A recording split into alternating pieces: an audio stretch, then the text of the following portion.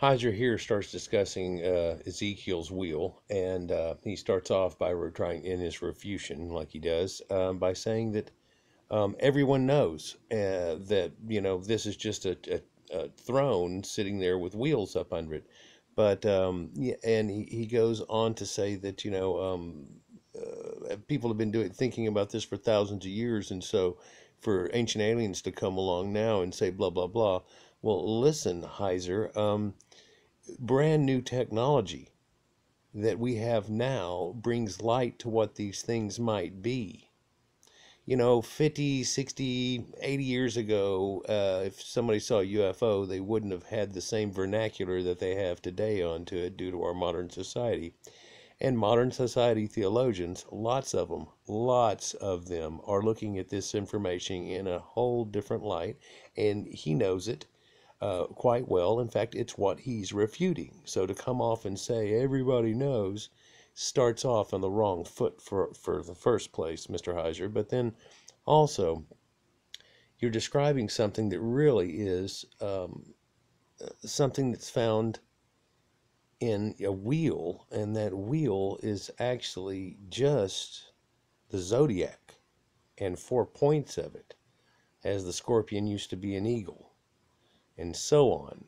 And so he's seeing God's will and the angel and the way it changes and the way it moves, and that's what it's about. But I'm not refuting what it's about, and I'm refuting what he's saying in the direction that he's taking, like he does towards others. He say here, he says, that have four faces and several wings. There are also so two wheels next to the angels. he's going to refute Everyone in this. the field knows what this is in Ezekiel 1. It's a cherubim throne because we have very clear examples of the actual elements that you find in Ezekiel 1. It's not. Well, it's not that clear what this is, or people wouldn't look at it so much.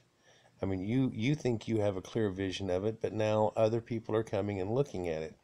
You want to sit and stay looking at it. You're still looking at a 1957 Chevy and saying, this is car, this is car. Other people have different ideas on what car looks like now. Then he goes on to attack this situation where the NASA scientists who studied this came up with this idea supposedly, and they even show a video now that they've made up off computer diagrams and everything. And I disagree with this too whenever I read it. I don't see it to be such a big teardrop shaped thing that really has this big teardrop to it. The thing that I have in my thing looks more like a flattened craft, like the craft that looks like in Lost in Space. But now there's a bubble on top of this thing, and inside the bubble you can easily see the rider sitting there on the captain's chair. It's mentioned 2 or 3 times in the Bible where there's this captain's chair. One time there's a lady upon this seat. You can see her through the crystal window, but they can't describe a window. There's no glass back then where they describe windows with glass and everything, so we have a hard time describing this thing. But the first thing that he wants to attack is these legs here, where he says, how the hell can you get that out of it? Well, you get the idea that it looks like a man because it's shape. And if you were to just somehow put a couple of little arms out on this thing, then it really would look like a man's shape. There's legs and a trunk and a body and a head part thing. But hey, what they're also missing right here on this is, let's just say that they were to draw on this face right here a man's face, and poking out this way was going to be an eagle's face, and on poking out this way it's going to be a lion's face. If they had that on each four of these, now you'd have to start shutting up, wouldn't you? See what he says about it. Contraption from what Ezekiel describes.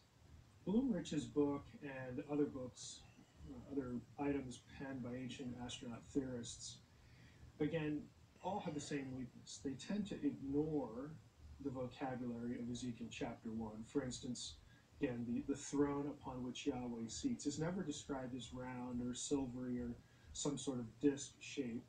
That just has to be assumed and brought into the text.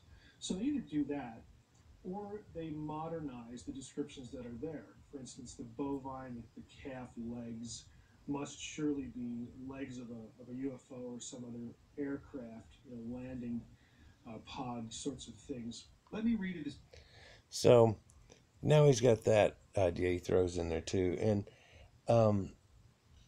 I get his understanding on it. I do, but it's a throne with a platform type thing. I imagine that this platform is actually a movable UFO because apparently it can take him flying around through the clouds, up into space, down to Earth. Okay, so let's say that this platform here is some type of UFO thing, and that there's a bubble over him on his throne, and you can see him in it. There he is, God in his glory, and his glory is a spaceship. This Kivod, his glory, by the way, is a large mechanical machine that cannot be described well. Look up what Kivod means, and you'll see that there's a description that gives you this idea of this large mechanical unknown thing that's going on. So it seems like it's way beyond their means at this point to describe the thing well, and so they do. But he goes on to say that there are no descriptions that say that God's glory ever has an appearance that would be anything that looks like a UFO, and I question that. Instantly in my mind comes up the idea of a pillar of fire and smoke and everything that follows them for 40 years. It's a cylinder, a flying cylinder that is with them in the wilderness and stuff, and that definitely has a look. There's another place in the Bible where it describes it pretty much looking like a hot dog or a cylinder that is longer than it is wide, hovering, and that surely looks like a flying pill or something like that. That had to be somewhat of a UFO, or now we would notice a UFO, but still he refutes that. I think he thinks it's a hot dog.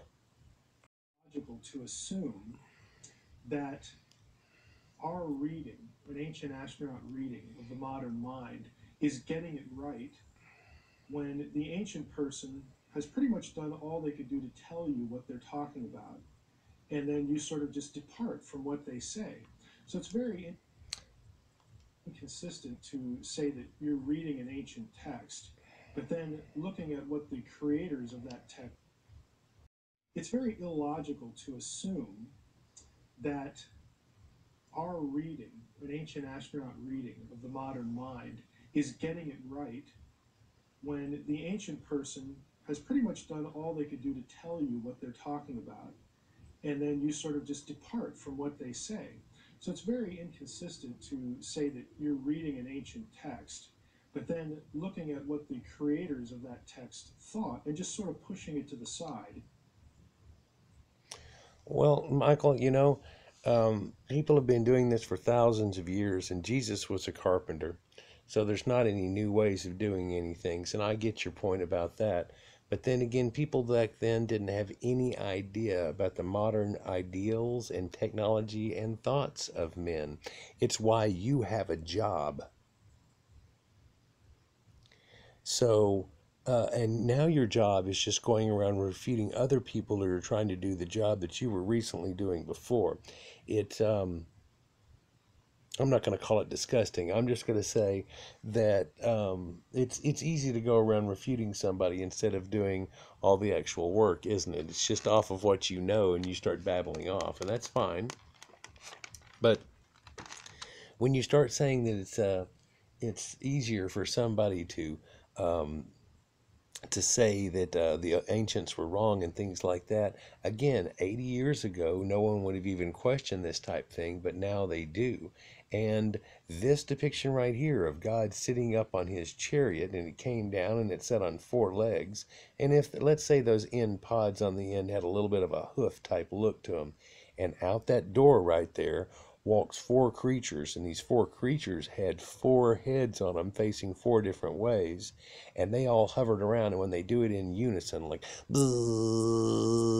all do it, and if one moves, the other moves. It's like zun, zun, zun, zun, zun, zun, zun. That's what it sounds like that he's telling you goes on, and that fits this depiction a whole lot more than some dude sitting up on a chariot, type of thing. Well, back then, that's all they had was chariots and maybe some examples of wheels. That was the biggest technology of the day. And so they're trying to describe it in that way. But this would more fit the depiction that we would think of today as doing it. No, it didn't say it was a golden thin disc or anything else, but it said his throne sat upon this thing, and it was holy, and it was shiny, and all these type of things, and radiated colors, and out of the midst of it, out of the middle came these four creatures that had four heads like a lion, but maybe that's really just something that's more like a, a wheel-looking device that they have come out, and this four heads of a lion and a eagle and all that maybe described it. It looked like it was fierce, but it also looked like it was flying, and they were flying around and zing, zing, zing, zing, zing. I'm I'm not sure. And one thing's for sure, Mr. Heiser, you're not sure either. You have a great idea. Other people have other ideas. I know it's your job to sit and refute things, but the way that you go about doing it, it just seems, I'm not going to say it. The Bible that describe God's throne. Yep, there is a lot of places that describes God's throne, and if you'd open your eyes instead of keeping them closed right now, you might realize that one of them describes a cylinder, the other one describes a pill-looking shape that's floating along. You know, God's glory. Oh, by the way, this word ruach. Look the thing up. If you looked it up in phonetic words, right now do this because it's already been known by other people what these symbols were back whenever it was symbols before it was ancient Hebrew scratch. Look at RU space A. Put this in Google in images. RU space A. Ru space A. Ru-ah. And then ka is going to be psh and putting sparks out at one direction. And if you stack these things up, it looks like a spaceship hovering above the waters. God's Ruach is described as being something that hovers like a bird without having to flap its wings. It causes a great stirring, like whenever a bird flies up and kicks up the wind. This is God's Ruach. This is the glory of God. Whenever it tells you that the Spirit of the God came across the waters, they use this word, this Ruach.